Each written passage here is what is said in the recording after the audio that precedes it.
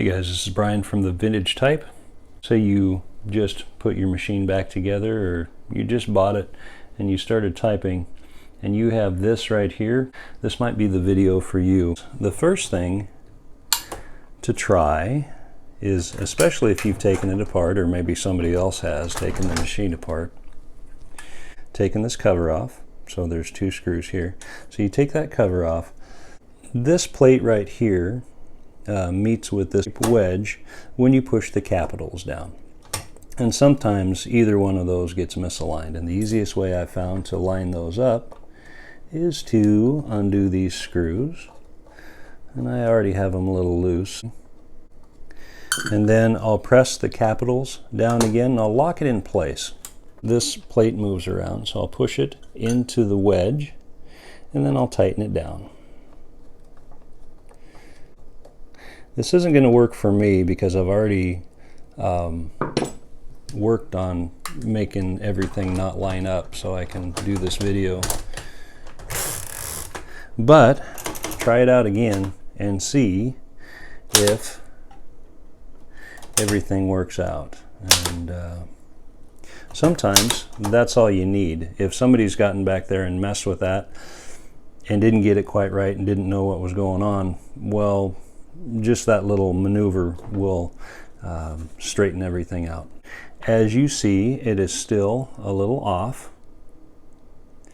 and that's a pretty simple procedure. So let's take the carriage off again. That is one loud bell. I just got this machine a little while ago and I put it back together, and that is about the loudest bell I think I've ever heard. It's kind of nice, but it is loud. Right here is what I call the neutral position. That's the lowercase. When you type, you get a lowercase. So this is when you get capitals.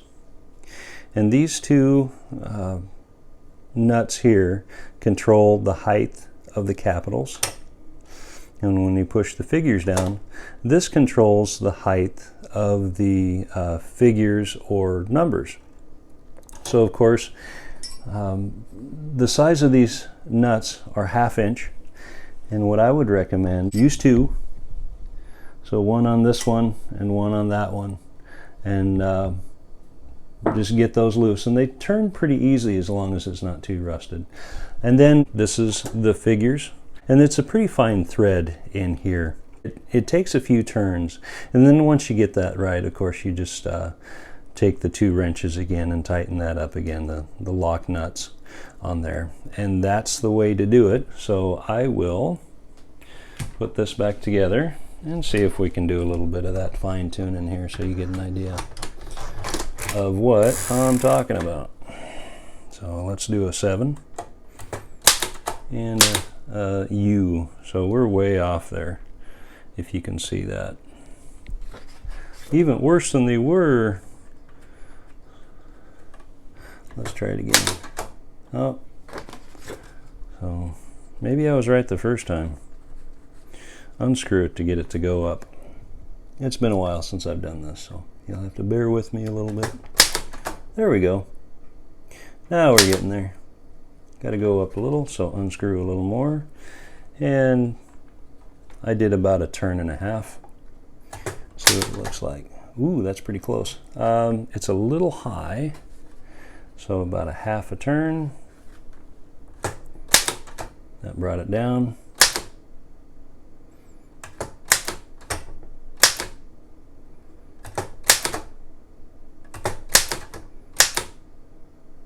I don't know. Maybe up just a little bit. And some of it's just messing around. Oh, I like that one. All right. So then the U, the uppercase U, is a little low. So I'll turn that. See if I can get this in camera so you can see a little bit of what I'm doing.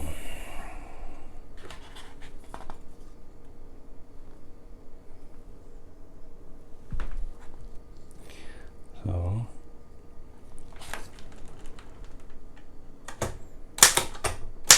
and that's too high. Turn it down a little bit. I think I had it just about right before. Okay.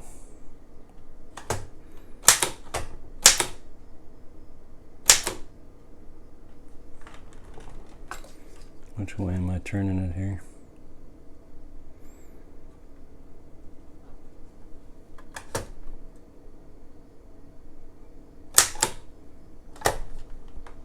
Okay. So, like I said, it's a pretty simple procedure, if I can get it into view. So just turn those nuts, and then tighten them, of course, once you get all that done. And it's pretty simple. It's kind of nice to have everything lined up, because I hear a lot of times, there's that bell, boy, that thing's really loud. A lot of times how the Olivers have poor alignment and the type is just not quite right. So there it is. And guys, thank you for watching. And I know a lot of you are pretty skilled at the typewriter repair, different aspects. But these videos are more for the people that are just getting started, maybe have just bought an Oliver or another machine, and they haven't been around it too much. So these are just little tips and tricks to help those people out a little bit. So thank you for watching, and I'll be making another one soon.